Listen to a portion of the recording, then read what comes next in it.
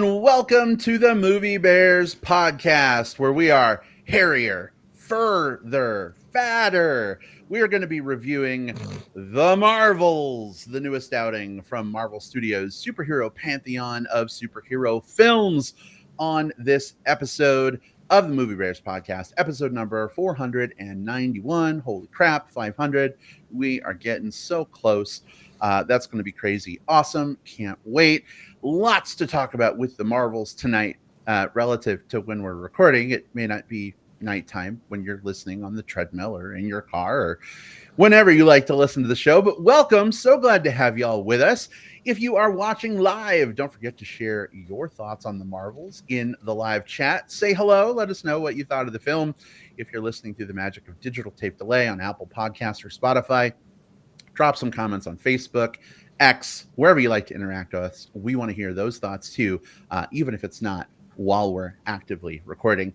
And I say while we're recording because there are two other gentlemen here that I literally couldn't do the show without, because I don't want to talk for an hour and a half all by myself. Jim Pugliafico, as well as his little shadow, Jordy Pugliafico Harris, is with us in the live studio. If you're watching on video right now, Jim appears to have cat ears coming out of his bearded chin. Hey, sweetheart, how you doing? I'm fine, and Jordy's fine too. I am, we're back to it, talking about a new movie tonight. We'll see how that goes. And we have plugs later. I'm looking forward to that too. But mostly just looking forward to talking to you guys. Well, looking forward to that as well.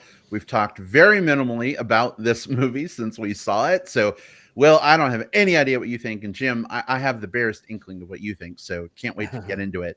But Will is here to, of course, we got to have our lovable William Lindis on this show. Hey, Will, how are you, friend? Hey, I'm great, Brad. I'm great, Jim. I'm great, listeners.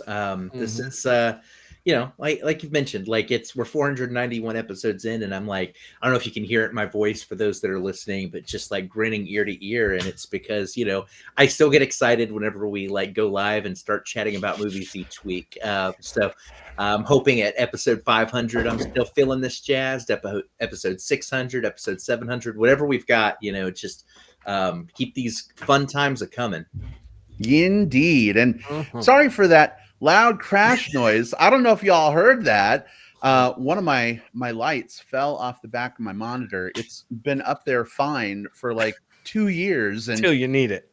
Just randomly fell off. So maybe a little later while y'all are talking, I'll mute my camera and audio and fix that. I'm surprised. I heard it and I immediately thought like, oh, it's cat hijinks, right? But no, it just sounds like it's natural entropy and gravity like coming into play. Huh? I guess. Although another one of our kitties, Kira, was laying at the base of my monitor and it freaked her the fuck out. I've never seen her jump up so fast.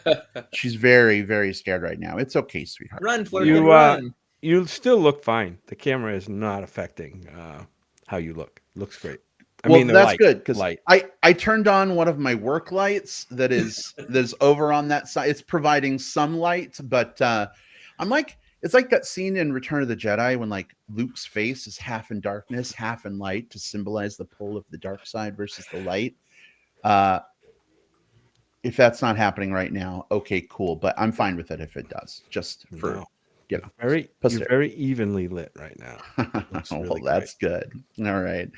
Well, listen, Jim, Will, I know we have so much to talk about with the Marvels, of course, but we want to let you folks out in listener land also know that we're going to be doing plugs this week. Plugs is the part of the show where we do a little plug for things that we love and hope you will love as well. So when you're listening to this episode, if you listen to the spoiler-free section because you haven't seen the Marvels yet, don't forget, come on back about 30 minutes after that. If you're listening live or if you're listening later on to the recording, just use the time index to jump forward. You're not going to want to miss those. I promise. I know what's coming because I set the agenda, and there's some really good stuff that we're going to talk about at the end of the show. So make sure to swing on back for that. But Jim, Will, are you gentlemen ready to get into the Marvels? Yeah, let's do it. All right, excellent. Let me get what we call the spoiler plate warning out of the way. We're going to talk about the Marvels spoiler free for about 10-ish minutes or so. We'll give you our initial thoughts on whether we think it's worth seeing in theaters, waiting for streaming, or skipping entirely. But of course, at the end of the day, it's up to you to make your own opinion. But if you like hearing what we think, I mean, we're happy to talk. We're going to talk about it regardless of whether you're listening or not. But we hope you enjoy if you are. And then we'll give you plenty of warning before we open things up to spoilers. That way, if you didn't get out to see the Marvels over the weekend, you don't have to worry about having your virginity taken away from you unless you consent, because we're really big on consent on this podcast. Consent is sexy. Yes, it is. Yes, it is. All right. Well, all of that said and out of the way, here we go. Our discussion of the Marvels.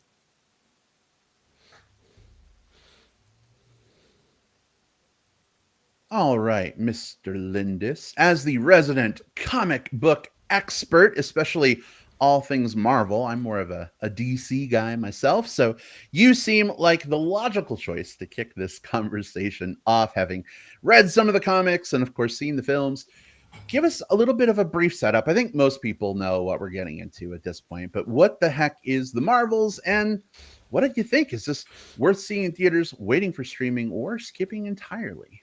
Yeah, so the Marvels, there's really four names that you need to know in conjunction with this movie. First of all, director Nia DaCosta, who we most recently saw with the Candyman remake from 2 years ago. Here we have her directing the Marvels.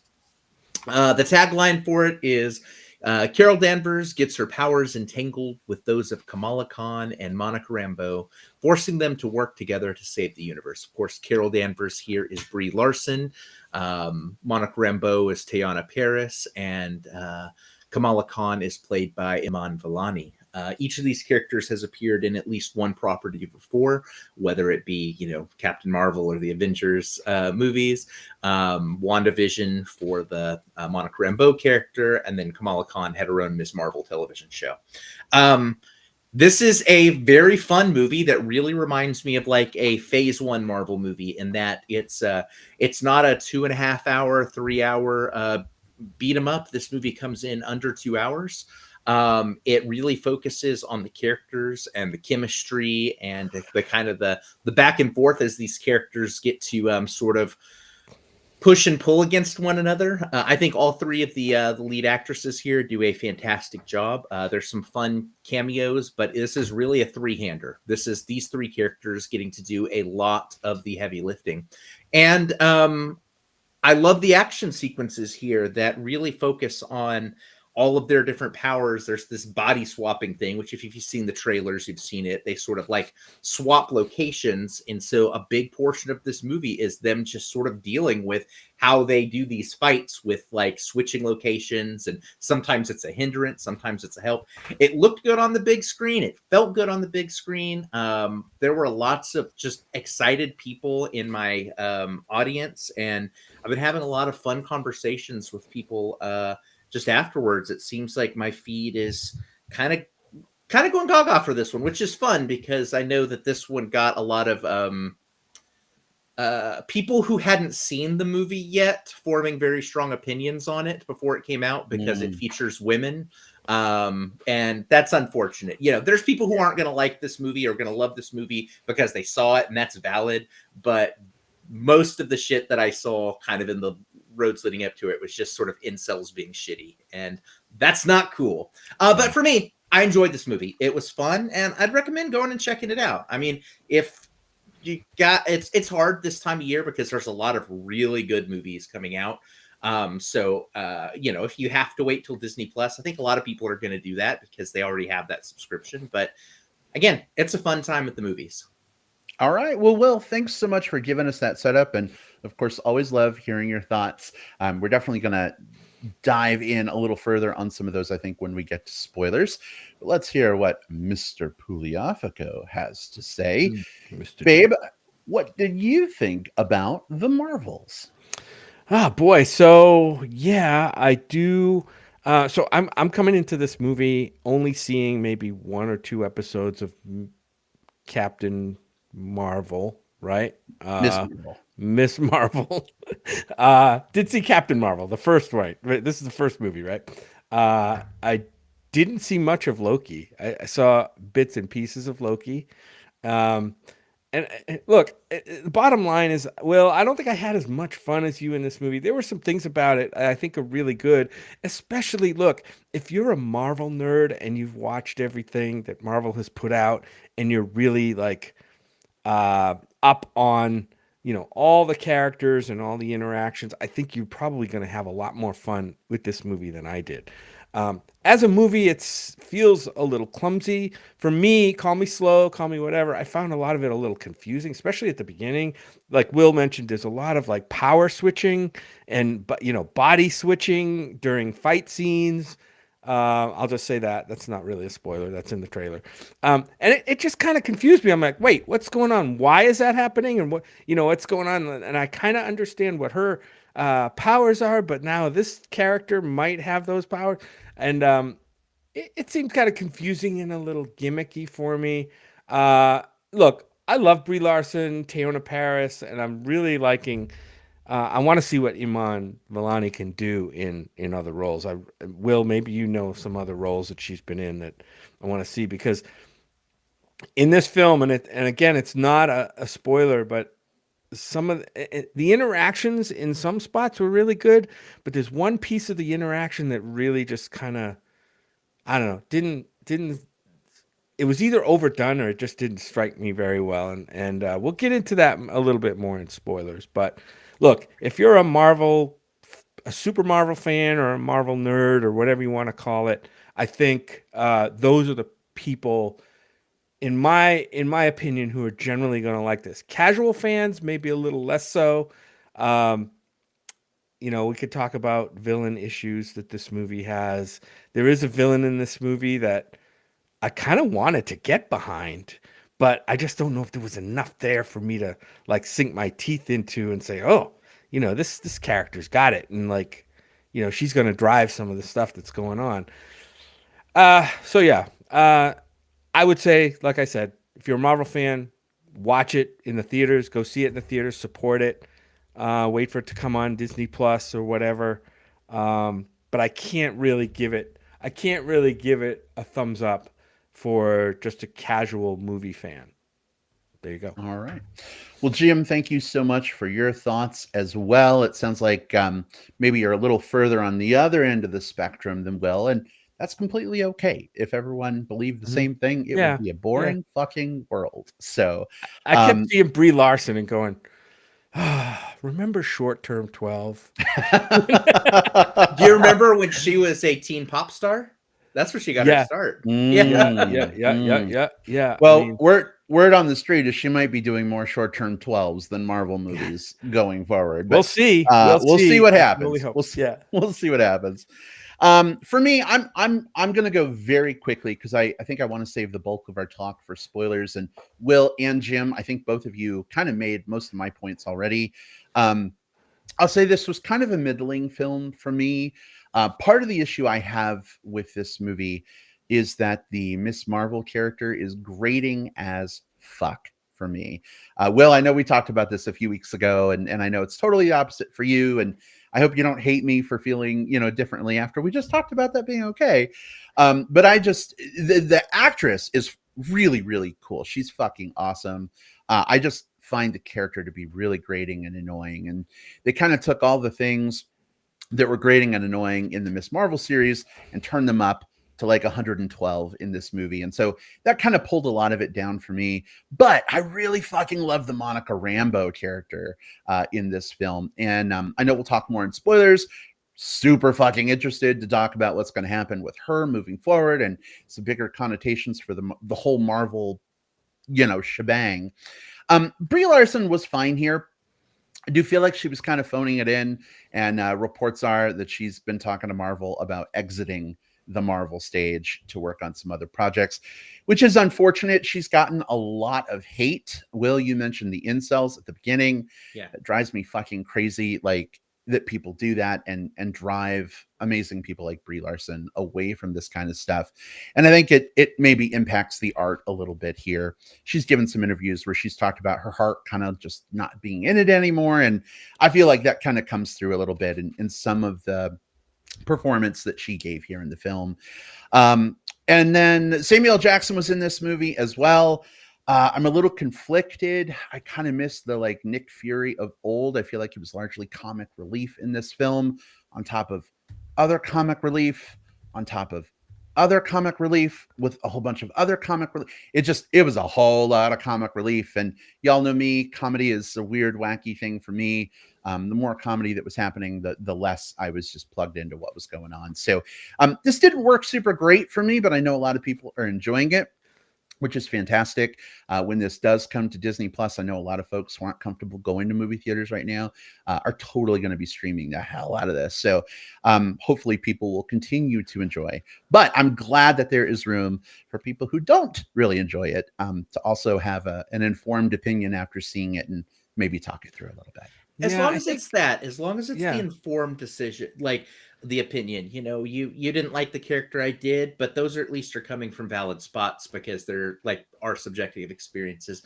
The thing that most frustrated me about kind of what's been happening with the Brie Larson of it all is, so she's playing a character who's sort of like compared to some of the other like female superheroes, she's a little bit more of a stoic character, right? She's like the deadpan. She's like the straight, straight person character that she has to have all the jokes kind of playing around her, right? She's sort of like she's a little more like square jawed and like grit lipped, which is fine because if you think about any cast of like male characters, you have like the tough brooding one and the quippy funny one and the you have all these different personality types. I've read so many like of these, like I don't like Brie Larson and I'm not going to see this movie, which is red flag number one. That's because she's not showing the softer side of her female superhero, and it's like, what do you want her to do? Get back in the fucking kitchen? Like that's what it feels like. So again, there are reasons to like or dislike a performance, but I think a lot of what she's been getting is stuff that's very unfair because it's very rooted in her being a woman that's playing a kind of a lead in a genre that a bunch of entitled males have claimed as theirs. Traditional male-led genre. Yeah, I get it, and I have no problem at all with the actors here. I get what they're trying to do. I wish they hadn't made the Kamala character. And I know this isn't just this movie's issue. This was also the case in the Miss Marvel series where she's like totally like fangirling out, over Captain Marvel. And I get that. It's part of it. It's part of the character. I think this movie carried it a little long for me. Like every time it was, oh my God, you're Captain Marvel. Can we be besties? Like that kind of stuff. I just wish Iman was like, not Iman, but Kamala was more of a, I guess maybe by the end of the movie, she's coming into her own, this character, a lot more. I just wish it had kind of happened a little bit more coming into the movie. Sure. And like I said, that's why I want to see, maybe where this goes. The Brie Larson thing, I was just going to say the same thing. She's the like the stoic. She's got some issues she's carrying around, right? And we can, from the first movie, and which is the whole thing behind the villain and all that stuff that she's carrying around with her. So I think she's fine. She's a wonderful actress. And, some people, I guess, don't jive with her Captain Marvel or portrayal of Captain Marvel. I don't know what Captain Marvel is like in the comics, so I can't even compare to that. But to me, she was fine. But I do want to see her do other stuff eventually. Agreed. Well, listen, I think we've gotten our initial thoughts out. Will, I saw your note about going to spoilers, and I'm like, I've been waiting Stop to make Jim that from jump. talking, please. No. No, You no, don't no, have no. to stop I'm just talking. kidding. But There's so many things like you asked in your little thing about 3 different questions, Jim, that I can't actually answer until we get to spoilers. Yeah. I think this is a logical time, Jim. If you're on board, I know Will is. We can make that jump. Jim, are you on board? I'm Cool. ready. All right, excellent. Well, then let's go ahead and make that transition over to the spoiler section of our review. If you have not yet seen The Marvels and you don't want your innocence where the plot points for this film are concerned, this is your time to step away for about the next 20 minutes. If you're listening live, come on back after 20 minutes, go make a sandwich, have a Coke, whatever you want to do. Then come on back for plugs. If you're listening on Apple Podcasts or Spotify, Jim will have put a time index by the time you listen to this in the show notes that you should be able to use to skip forward as needed, jump to plugs, and then see The Marvels, either in theaters or when it comes out on Disney Plus for streaming. And then maybe you'll remember to circle back to this episode and follow up with us because we want to hear what you think. Anyway, all of that said, spoilers for The Marvels are officially fair game. And Jim, I want to go back to something you said just real quick that really just jumped out of the screen and like literally grabbed me. You were talking about the Miss Marvel character kind of coming into her own. And you're absolutely right. Kind of at the end of the movie when she's coming off the ship after they've returned to Earth, she's Captain Marvel. It's not such a it's more of more I really wish that would happen.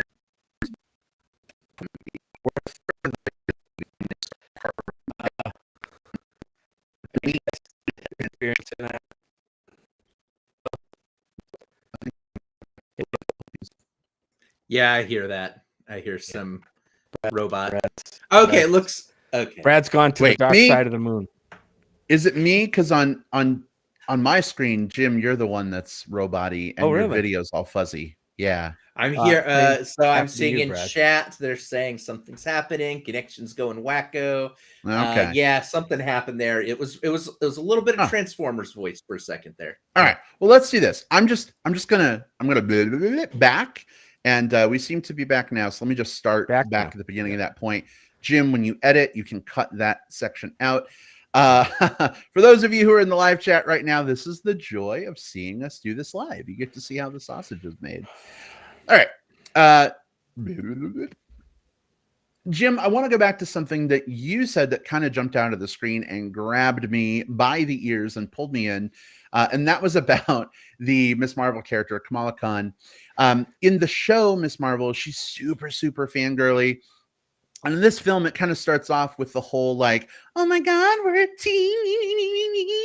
And like, that's cool. That's fun for like a little bit. But at the end of the film, Miss Marvel comes back to Earth and she's a lot more grounded. She seems a lot more grown up. Her interactions with Captain Marvel, like in the plane at the end, are less like fangirl and more like, we have a connection now. Yeah. And I wish we could have seen that happen maybe halfway through the movie so that we got the back half, the more like grown up Kamala Khan. And maybe that could have helped set her up on a more grown up trajectory through the ending of the film and some of the bigger stakes and events that happen. But I didn't make this movie. It's not necessarily for me. Maybe people like you, Will, wanted to see the fangirl thing through the whole thing. I'm not sure, but I think that would have worked a little better. So, Jim, I just really appreciated that you made that point. I agree. I think that what we got here, and I liked the arc overall because it's, on the show, she didn't interact with any, I guess, spoilers for the show, but like she didn't really interact with like any superheroes that weren't sort of at like her level, like everything was about her culture and the people from, kind of her immediate circle and some of the more street level stuff happening in Jersey City and overseas that she had to deal with. So this was her first time to really work with like the Marvel universe at whole. In other words, like, you know, she's no longer just a little fish in a little pond. Now she's playing in a much bigger pond with some gigantic fish. And I think what I liked about this is we got to see both that arc in the show, and then we got to see sort of the continuation of that through this movie, right? You know, we got to see her now getting to play in the realm that she's always wanted to play in, and having to figure out how to do it, and becoming disillusioned a little bit with some of the different decisions that are made around her. And I thought that was pretty neat. She goes from just sort of like fawning over these decisions to questioning these decisions to making some decisions of her own that are being questioned. And she has to navigate all of that through each of the little major crisis points. And so that's what I liked for me, is like each time that there was a collision point, her character made some sort of jump or change to like whatever the next thing was going to be. So, and the same thing I would say for the Monica Rambeau character. Yeah, this was another character who had a really, really good arc through this. And, you know, I'm really biased in that, like, Monica Rambeau is, you know, if we're talking about people that you come in with a bias for, she's one of my favorite, like Avengers style characters. I mean, she was my Captain Marvel when I was a kid, you know. Carol Danvers was Ms. Marvel, and Monica Rambeau was Captain Marvel, leader of the Avengers for a good portion of the 80s. I'm confused. Well, comic, you know, the Get ready. The shows run a different timeline, but just, you know, briefly put, she ran the team in the 80s. She was no longer called Captain Marvel after a while. She went under the name Spectrum, and then now she's kind of getting re-examined and doing a revitalization as Photon, which was also the name that her mother had on the planes in the movies. So, and Captain Marvel went from Ms. Marvel to Binary to Warbird, back to Ms. Marvel to Captain Marvel. She's barely had a name stick for very long. And none of that is super important, except for the fact that the only thing that really is important with all of that is all three of these characters have either in the comics used the name Captain Marvel or Ms. Marvel. And that's why these three characters were picked for this movie, because they have that link. That's why it's the Marvels, not just because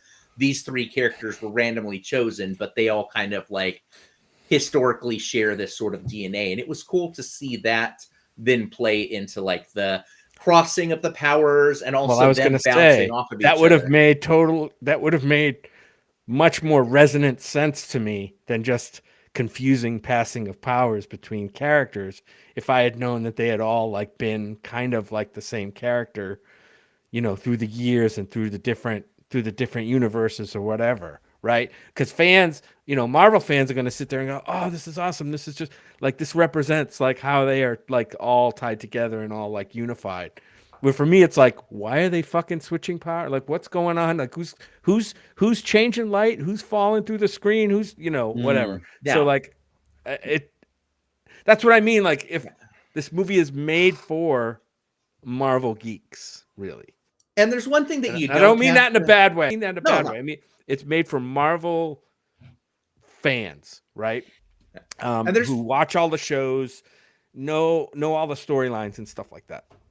100%. Yeah. And you don't really need to, like, there's no like power swapping in the comics, except for, I guess, they just launched a new Captain Marvel comic book that's only had one issue now, and she's power swapping with someone. And I'm like, okay, this obviously came out at the same, like they were thinking about this at the same time as the movie. But I do think that it's neat that they've set up, I guess, kind of moving to another point, you know, they are using some of these arcs, you know, with Captain Marvel as like the legacy, Monica as the go-between who kind of came into her own power by the end, and Kamala as this character who's finally able to sort of like play with the big fish by the end of this, to not only set this up, but in the the Ms. Marvel show, they use the X-Men theme song as a little stinger for her, indicate when she finds out that she's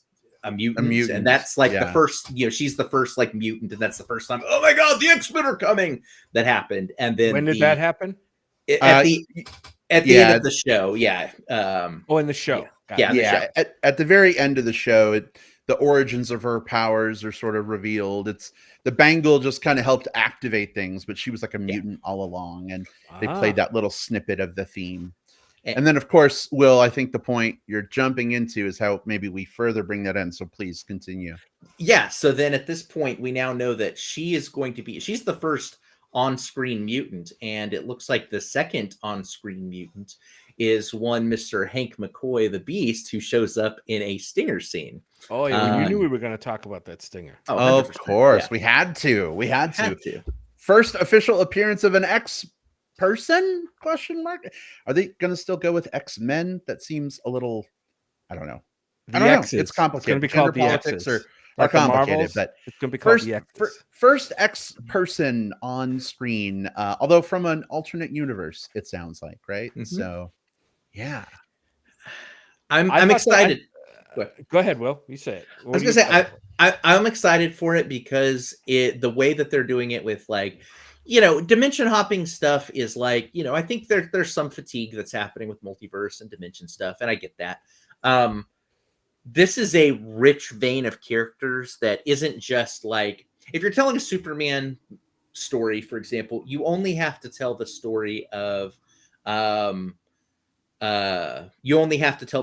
Superman and his origin story and the things that are going, and then maybe like a Lois Lane or Jimmy Olsen or something like that, unless you kill Jimmy Olsen unceremoniously at the beginning of your movie. But with a story like the X-Men, it's not about any one or two people. It's about this sort of like lineage of people across a bunch of different things, right? And so if you've got all of those different things into play, you can't just drop them all in 30 movies deep and kind of start the X-Men story. You need to be able to kind of come into it midstream. But how do you do that when we haven't heard of these X-Men characters before? Well, alternate dimension's a way to do that. So Will, John Fraser has a great question, and it's possible I misspoke, but he says, wasn't, and I guess spoilers for Doctor Strange and the Multiverse of Madness, but he says, wasn't Xavier the first mutant from Multiverse of Madness? Does that technically count?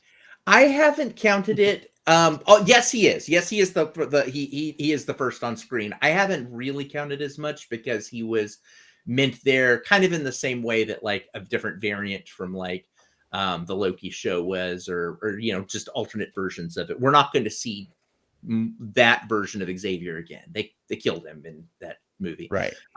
Whereas Kamala's the first one that was the first one that was in the MCU, and then presumably this version of Beast, assuming they go through with it, will also be in the main continuity as well, right, if they're doing something like that. But that is a really good point. We have seen some of these other Easter eggs in the Xavier, and Matthew mentions Kamala's brother.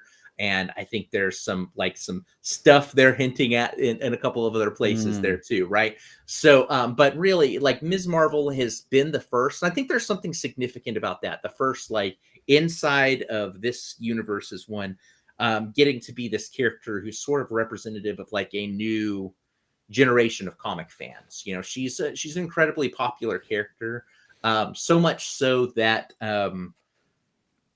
they keep including her in new things. She's been an Avenger, she's been a champion, she's been an X-Men, she's been on these things because she's having a moment, and writers like using her, and the brand likes using her.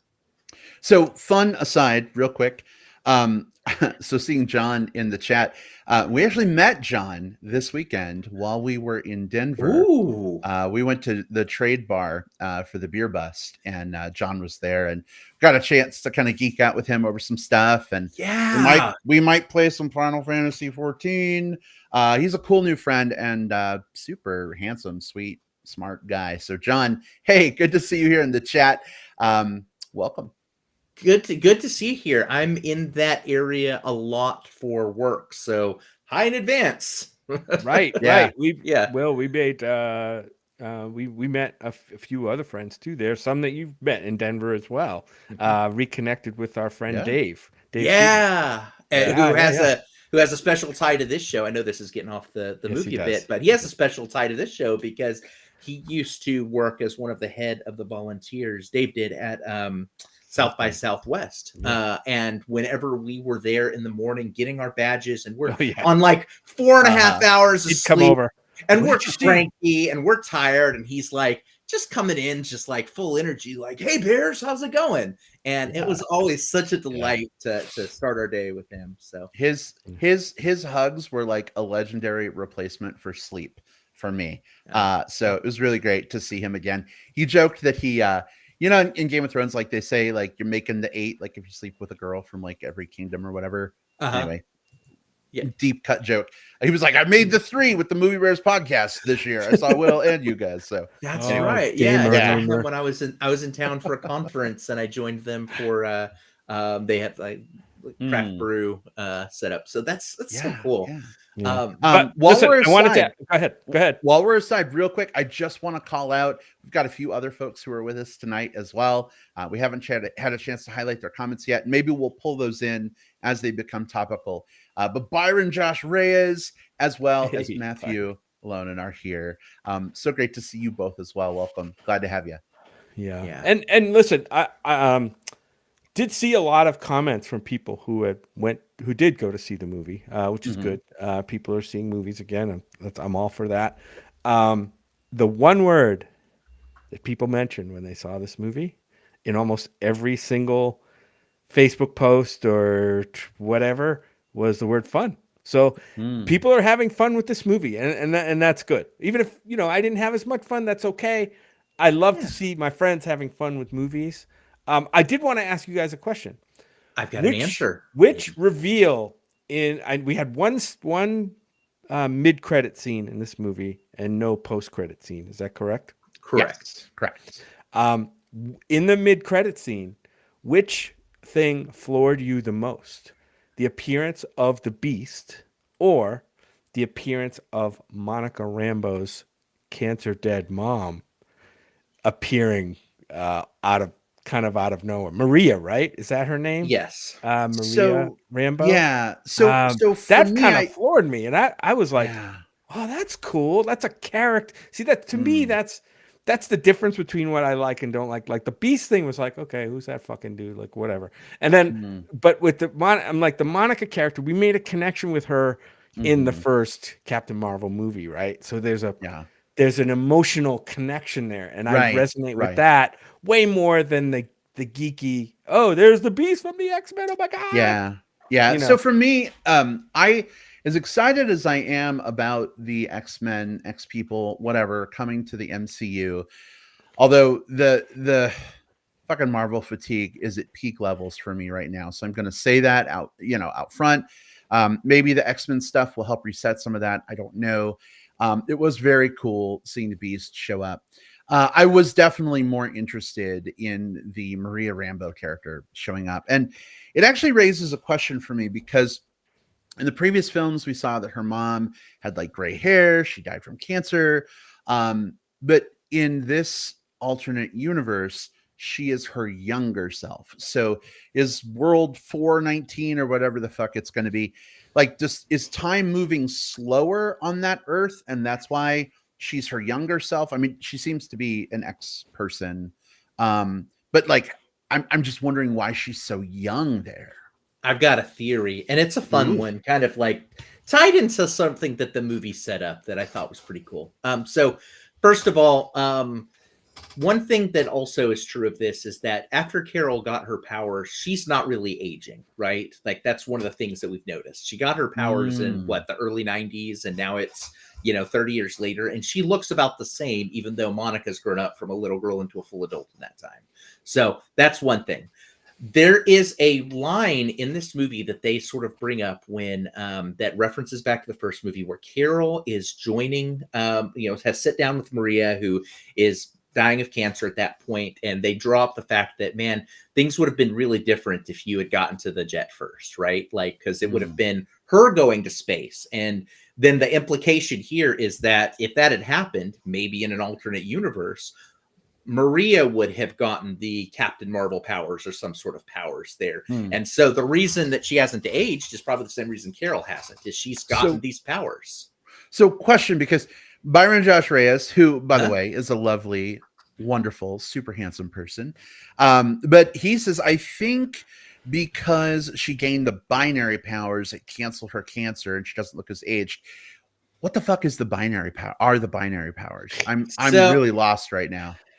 But the binary was just another form when Ms. Captain in the comics, and you don't have to know too much about this.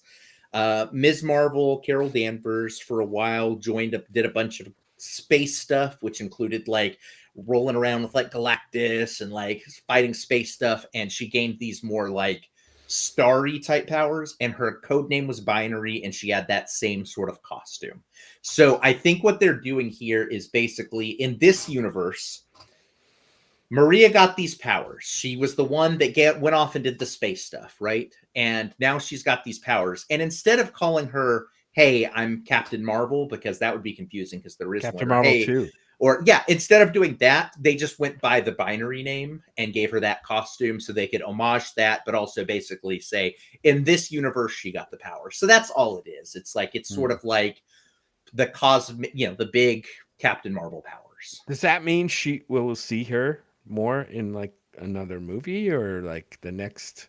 I would watch the shit out of Monica Rambeau interacting with Maria Rambeau as an adult. That is super interesting to me. Remaking connections. I'm not super keen on the Marvel shows anymore. I don't want to watch any more of them at all, but I would watch a Monica Rambeau show exploring that connection with the Maria Rambeau character. So Marvel, if you're listening, that is how you are going to pull me back into a Marvel show. Otherwise, I'm fucking out. Well, look, they put those two characters, like, look, if it was a throwaway, like, what are we going to do with this character at the end of the movie? And you have a stinger that introduces someone who isn't really consequential doing something with a group of people that's not really consequential. You can throw that away. But they very specifically put these two characters with ostensibly one of the X-Men characters that they've just been dying to do something with, right? They know it's a moneymaker. They're going to. So it would be bizarre if they don't do something with Maria and Monica at this point, more so than just about any of the other properties coming up. So I think that's what we're going to see. So really, all you have to know is that in this universe, she went to space instead of Carol, and she has powers. We think maybe more than likely has powers. They both had that knowing. Well, she had that knowing look, like almost like she knew why she was there, but obviously Monica didn't know why she was there or how she was there, right? Yeah, but Maria knew. All right. She was there. Yeah. Well, fellas, I know we've got plugs too. There's probably a ton more we could talk about this film, but I'm gonna make last call, ding, ding, ding, ding, for thoughts on the Marvels before we transition. My last one is I wish Cats would have saved this movie for me. Oh, that cat scene! I love Cats, and if the cat kitten scene didn't save it, then it might have been too far gone at that. Not a flirt. It was cute. Huh? The needle drop was cute. I will give it that. The needle drop was cute, and I first said, how the fuck did they get the rights to put that in the movie? Did Disney buy Cats too? Well, Disney owns everything. No, Jim, you raised a good thing here. For me, Will, to your point, I liked Goose in the first movie, and I liked the usage of Goose in the early part of this film. I thought it was funny how Goose kept like sucking up pieces of furniture and then hairballing them up. Obviously, that was a setup, right? When we saw the first egg appeared, I was like, oh yeah, okay, Goose is having babies. That's what's going on. But I feel like that scene went on so long that it felt like herding cats, and then it literally became herding cats. And I'm just like, oh Christ, really? Come on. Like a minute of that would have been fine. That's the joke. A minute of that would have been fine. 2 minutes of it would have been like, but it went on for like 5.5 minutes or more. And then we even revisited it at the end again for a couple minutes of people getting puked out on the lawn. And I was just like, really? Do we have to? It actually reminded me of a moment earlier in the film when Monica Rambeau looks over at Captain Marvel and she's like, I can't. Can you? That's how I felt in that moment. I had fun with it, but I'm laughing. That is a very funny description of it. I mean, it is a herding cat scene, and that's funny, and mileage fair. I mean, it's a kind of a slapsticky scene, and the truth about slapstick is like it threads a very specific needle anytime it shows up, right? Mileage will definitely vary. But yeah, I did like seeing them little kitties rolling around. You had to give Nick Fury something to do, so that was it. My main point that I would like to take away is that I'm a big proponent of like comic book reading because I think it's a very, very solid art form, like especially like the storytellers that are doing the best work in that medium produce some incredible work. Right now, there was recently Al Ewing wrote a 5-issue arc for Photon that sort of like let us see sort of like Monarch Rambeau dealing with sort of like who she is now and kind of, some stuff from her past in a really, really great arc. Ms. Marvel, you can pick up any of her runs. They're a ton of fun. Captain Marvel has had an absolute banger of a decade, kind of moved into almost like kind of like the Superman of the Marvel universe, kind of like the character with that tier of powers, like on the main Avengers team and stuff like that. But more so than that, especially the Monica Rambeau and Carol Danvers characters, they had some amazing shit in the 80s. I'm a fan of the Marvel Unlimited app, and it's got basically every comic book or most every comic book that's ever been there. I definitely recommend reading some old school Avengers comics with Captain Marvel, Monica Rambeau, because they are substantial stuff. And the old Carol Danvers stuff, like when she had her powers absorbed by Rogue, which is why she can fly and do the super strength stuff. There's some cool stuff around that era. So I know that doesn't have much to do with the movie itself, but I really do want to just sort of like stump for like going back and reading some of these comic books. It's super cool stuff. Yeah, I don't know whether to be excited about the Marvels, the X-Men being pulled back in or not. I know a lot of fans are, right? Because as Brad, you explained it to me, the fans of X-Men are a little bit frustrated with how that all kind of worked out over at Fox, and they want to see, Marvel have a go at it, a solid go at it. So I think that was maybe what a lot of people were really jazzed about. And I'll say this, my final thought, my dream casting for the Beast has always, since I was a kid and Cheers was on TV and Frasier was on TV, my dream casting has always been Kelsey Grammer. So to see Kelsey Grammer show up as Beast, that was Kelsey Grammer, right? I know he was in the X-Men 3. I couldn't tell who was in this one, to be honest. I don't know if he'd be in the IMDb because it would be kind of a spoiler, right? I'm now going to look. Well, it sounded like him, and maybe it's not him, but I thought it might be. No, it is him. Okay. Yeah, which makes sense because he played it in X-Men 3, the last one. Yeah. So I was really pumped, because Jim, you mentioned like the Fox movies and they were kind of shitty, and I was just really happy to see Kelsey Grammer as the Beast in this film, and I'm glad we confirmed it was him, because Will, the look on your face had me suddenly doubting the entirety of my reality, and I was like, oh fuck, was I wrong?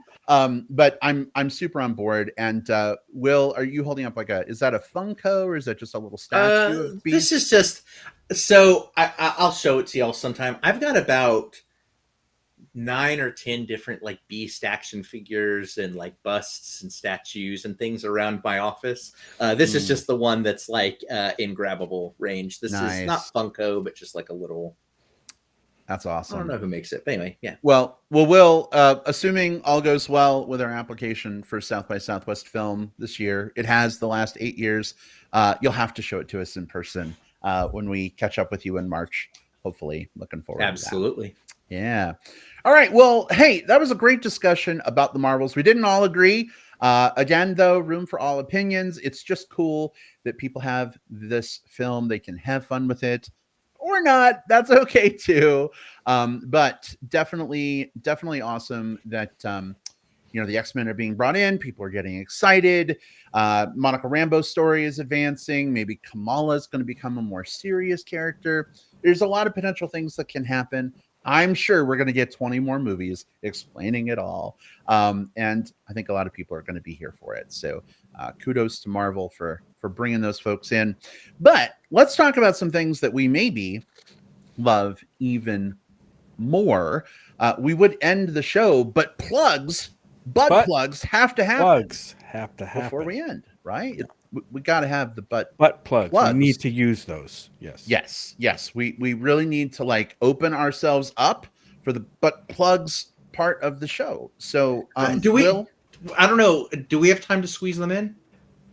We have to have time to squeeze them in, no matter what it takes or how long. Because in the end, we know it feels great to do butt plugs. Right. All right. We've stretched this one out enough. I really think that this is kind of a gaping hole in our show right now that we've just got to fill. So we're going to do that. And real quick, before we launch into our individual plugs, Sammy W is in the chat, and we just got to spend a weekend with Sam and his partner Patrick, who took us in for the weekend. Yes, we went out last second to hang out with them and catch the U of A game, and Wildcats won against Colorado. A movie at the Denver Film Festival. So yeah, if you don't mind, Jim, maybe talk about that for just a moment. Okay. Talk about People's Joker, and then if you want to go into your plug from there, let's do it. So we're going to talk about this movie we got to see at the Denver Film Festival, thanks to our friend Sammy W, who's in here in the chat, who is kind of a member, I think, of the Denver Film Institute or something. But anyway, this movie called The People's Joker was playing at the festival, and he's like, "Oh, we got to see this film. There's so much buzz around it. It's please help me with the director and stars name Vera Drew. Yeah, she is a trans artist, filmmaker, comedian, actor, you name it, right? And she's super talented and has put this movie together basically about several things, but two of the things that it's about is her journey as a trans person from a very young person, a child, to the adult that she is now, as well as just kind of like the state of comedy, SNL, show business, comments on show business. This is a crazy film, guys. Yeah. I wish Sammy W were here to talk about it with us, but it was basically it premiered at TIFF. They got this film into one of the most prestigious film festivals in the world at TIFF. And the story is, as Vera was telling us in the Q&A, because Vera was there, that she got a letter from lawyers that said she was not allowed to screen this movie because of all the IP, I guess, that was used all over the movie. But then there's this argument about fair use and all that stuff. And I think it's still going on, but the film is still screening in certain festival settings. I don't think it's been picked up and released quite yet, but look for it. This as far as queer representation, just an insanely funny look at like show business and comedy and the fucked up things that happens in life. The People's Joker is crazy. I'll just say. Definitely really cool to see the film. Whether you really like the movie, didn't like the movie, I mean, it's a conversation starter, right? And Vera Drew was on hand for the Q&A after. Really amazing to hear about her gender journey and how she coded a lot of that into the events of the film. And of course, as a DC nerd, it was super fun. And I won't spoil anything, but it was really great to see tons of like Easter eggs and things that I recognized. It made me really happy inside to see all those things. So Veer Drew, if you're out there, thanks so much for bringing your film to the Denver Film Festival, and thanks for letting us have a little peek into your journey. Super cool. I would strongly recommend people support this film because it's guerrilla art, but it's art with purpose, right?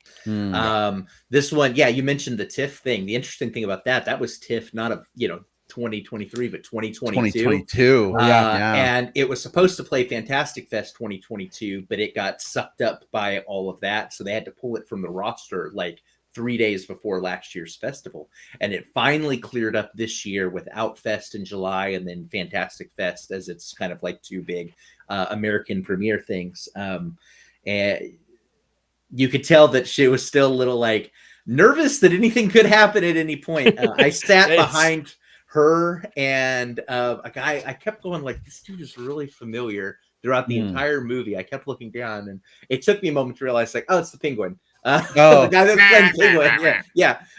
So I'm glad y'all got a chance to see this. This is one of those ones that again, I love good art that comes from a place of a personal resonance. I wonder if Vera would have appreciated if a few of us came to the movie dressed in suit and tie. Well, maybe if we're able to catch another showing of it at another festival, that would be fun. That could be fun. But super cool experience. And Sam, thanks again to you and Patrick for inviting us along to do that. Super cool. All right, Jim Pugliafico, what is your official butt plug for this week? Oh yeah, so we right along the same lines as the two movies we've already talked about. If you see the Kamala Khan role in this movie as a coming of age arc, right? We see the Vera's arc in the movie as kind of a coming of age. I have another coming of age movie to talk about. Female coming of age movie. This one's called. This came out earlier this year, I think. It's called "Are You There, God? It's Me, Margaret." This one kind of snuck under my radar a little bit. I know Brad, you and I kind of talked about maybe seeing this at one point when it was out. We just never really got enough emphasis on it to go see it. And, we were flying back and forth to Denver this week, and I'm like, I need something to watch on the plane. So I saw that it was available for rent and rented it and watched it. And damn, it was good. This is one of those coming of age movies. If it was very reminiscent of 8th Grade, if you guys have seen 8th Grade, which I think we might have reviewed on the show here, maybe 3 years ago. This one is about this girl, Margaret. She's 11. She's navigating a whole new set of feelings. She's going through puberty, all the things, associated with that. Her family moves from New York City to the New Jersey suburbs, and she's struggling with that. You can see, okay, this is a cute coming of age movie. But the things that stood out about this that made it stand out for me was amazing needle drops in this movie. Just the music in here and the way they used it was great. Best of the year for me in terms of that. It's got Benny Safdie in it, one of my favorite actors working right now. He plays Margaret's dad in this, and then when he showed up, I'm like, oh my God, it's Benny Safdie. I didn't even know he was in this film. It also does this thing that I really appreciated, where it subverts the we kind of know the way coming of age movies are going to go, right? Almost at every turn. This one subverts a lot of stuff. And there's also a secondary kind of theme in this movie about how religion plays in the minds of kids as they're growing up. I won't go any further than that, but I think it's really, really smart the way it was handled and portrayed in this film. Performances are great. Rachel McAdam is in this, and she plays Margaret's mom. She's fantastic, as well as the star Abby Ryder Fortson, who, if she continues to work, she's going to be a name that you're going to want to keep an eye on too. So it's called Are You There, God? It's Me, Margaret. It's available for streaming now and rental. Check it out. All right. Thank you so much for that recommendation, Jim.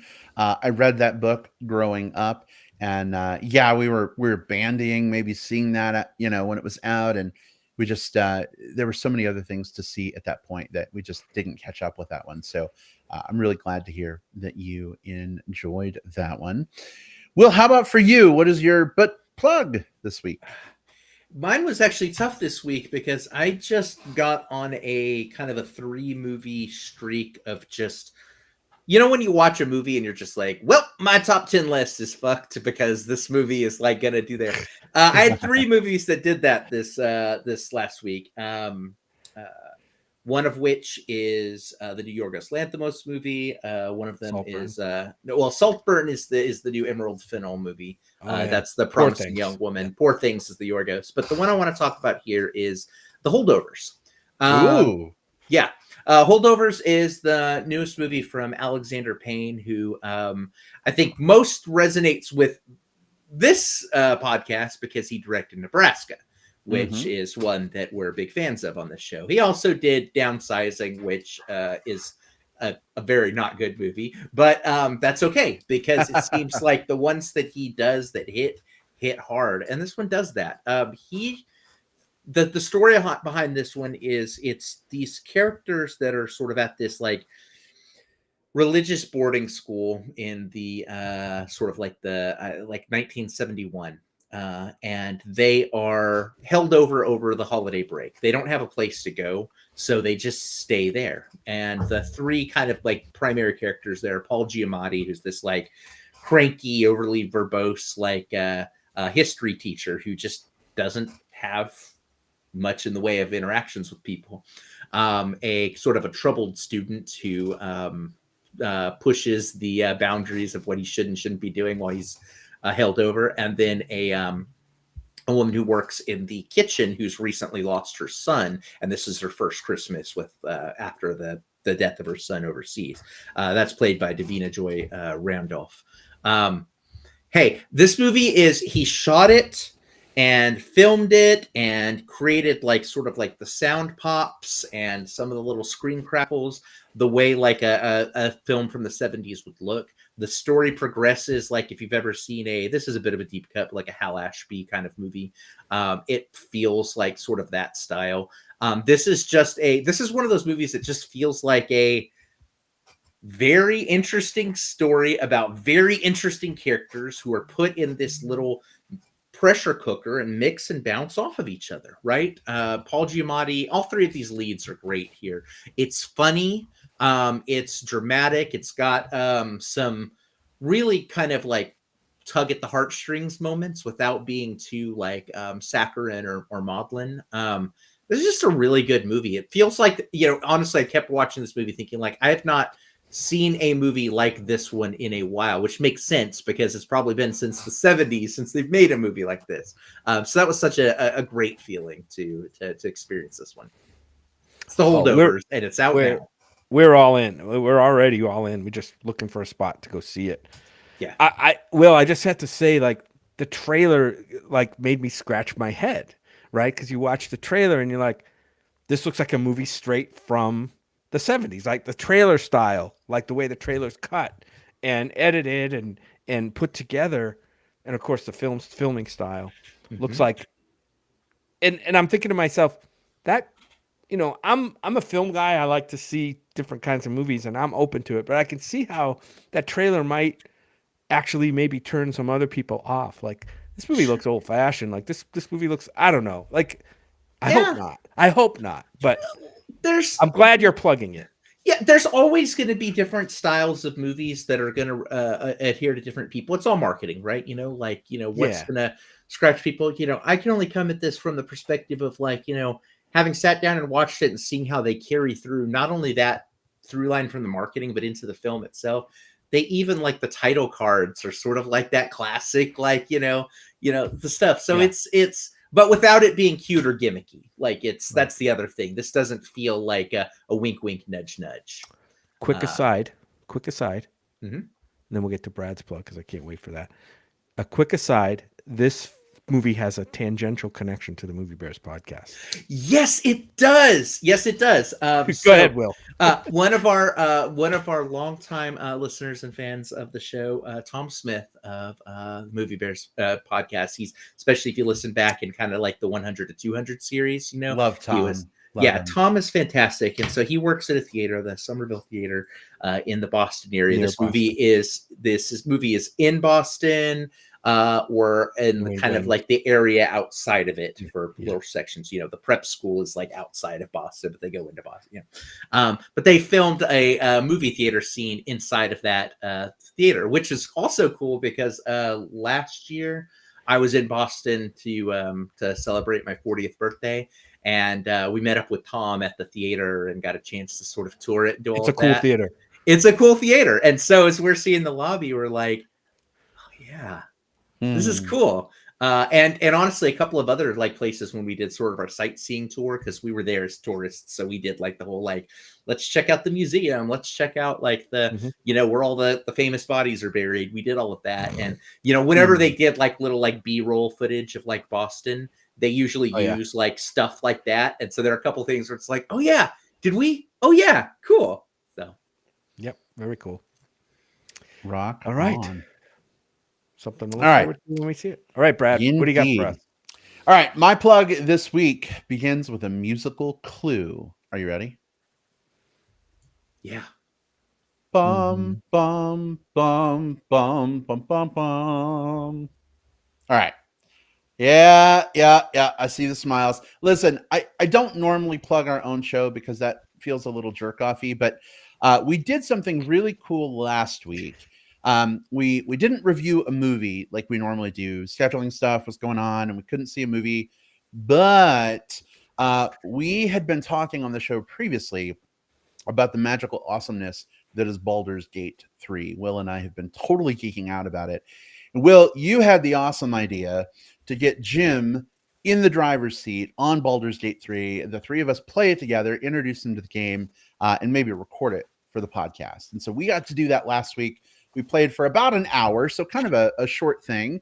But I set up all the different, you know, sound and video sourcing. And so we have got a great video on our YouTube channel called Baldur's Gay 3, because that's our party name, of us taking our first steps into a new campaign with Jim playing Baldur's Gate 3 for the very first time. And it was so much fun. It was a blast. We could talk about it for a minute if you guys want, but y'all, you absolutely should check it out.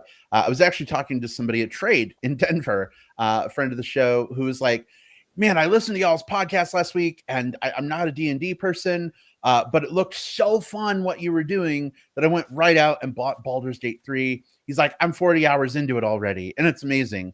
And I'm like, how did you play 40 hours in 1 week? He's like, well, I haven't done anything else but that and come to the bar. So there you go. But really cool that we were able to turn a friend onto it via the show. Just to turn a friend on.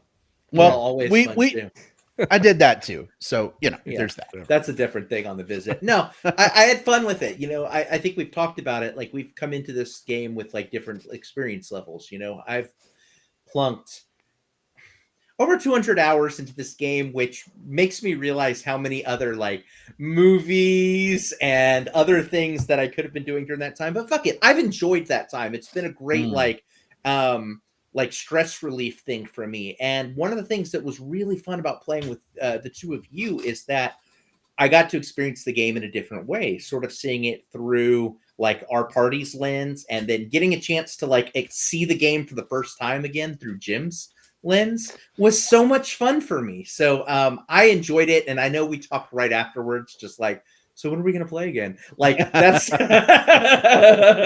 yeah, we need to get back to it because, you know, as you guys know, but maybe people listening don't know, I had to learn this in order to play. Like, what are you holding up, Jim? For those I am holding up an illustration of the game controller. I don't know what fucking game controller this is. PS5. But like, it's a PS5 game controller with like little like instructions of like what each button is, right? That's where I started on this game. So, but yeah, we're having fun. But we need to get back to it before I forget all the shit that I picked up in the first session. So, let's do that. Yeah, absolutely. It's so fun, Jim. I agree with Will, like kind of experiencing the game through your eyes vicariously as you're learning how to do combat and learning how to jump. And Matthew in the chat says, by the way, really great Baldur's Gate video.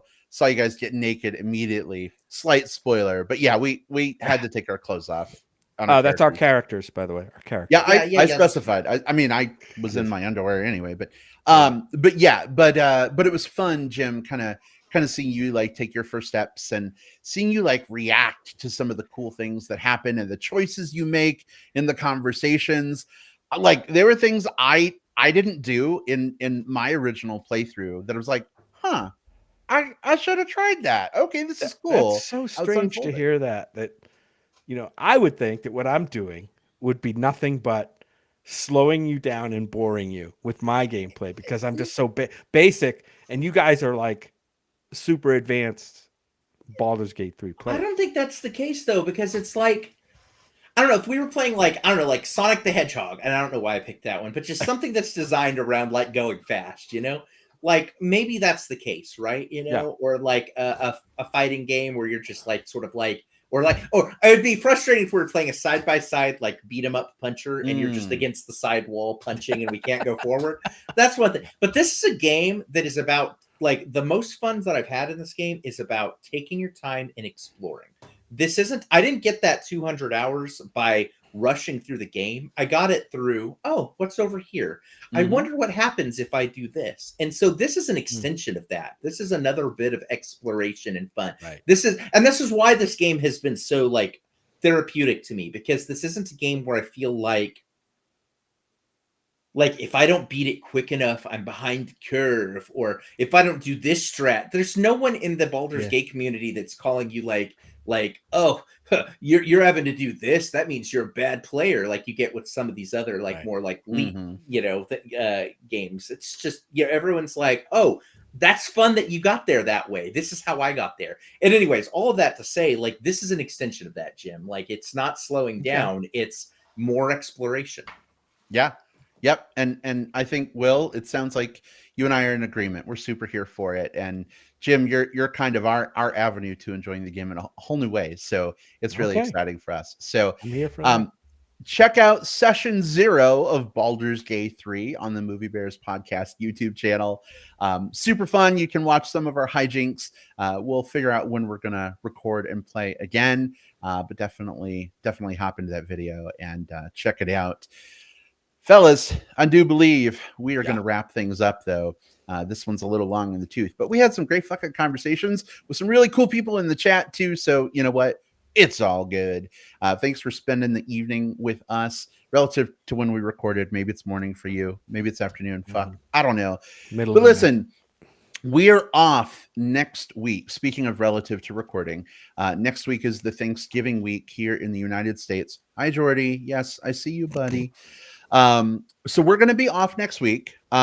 We might play Baldur's Gate again for an hour. We've kind of been talking about it. We'll see if we end up doing that, but there won't be a movie review episode next week, just maybe some bonus stuff, but keep an eye out for that. And then we'll be back with you all. Some great movies are coming out Thanksgiving weekend.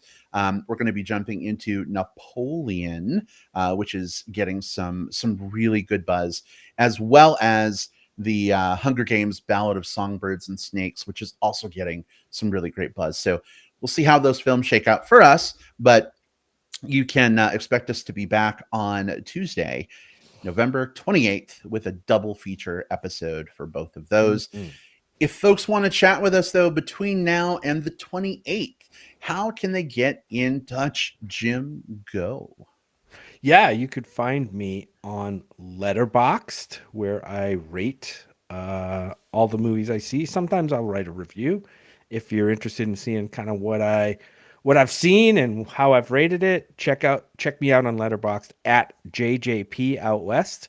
That's where you'll find me. You can also find me still on the X platform, used to be Twitter, also under at JJP Out West, and under Facebook under my name, Jim Pugliafico.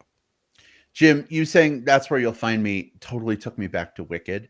I have this image in my head of you like Look to the rising western up, sky. of you like rising up into the air, and you're like, if you care to find me, look for the letterboxed guy. So that's where you'll find me. Yeah. Anyway, thanks, Jim. Appreciate that. Will, where can people find you, my friend? I'm on Letterboxd. I'm the movie bear there. It's been fun to track and review movies this year. I don't do a lot on Instagram, but I'm there at _movie_bear, and I'm also the movie bear on Blue Sky, which I do more with, including just little capsule reviews from time to time, the type of stuff I used to do over on X, but am not really doing as much. I'm on Facebook because, as I've said before, I'm on Facebook because I'm an old, so I'm still there. So yeah, just find me on the socials and reach out, say hi. I always love making new friends. All right, awesome. Will, you could say X is an ex of yours. As someone who's super into the X-Men, I am now an X-Men. I like it. I like it. All right, folks. If you want to interact with me, I welcome it. Absolutely. You can find me in two places. One of them is Facebook, because apparently I'm also an old. Just send me a message first, please. I'm the Brad Harris that has some chub, chaser, bear, otter, dolphin, etc. friends probably in common with you. But if you shoot me a message first, I'll hopefully be able to tell that you're not a bot. Mention the word Lederhosen.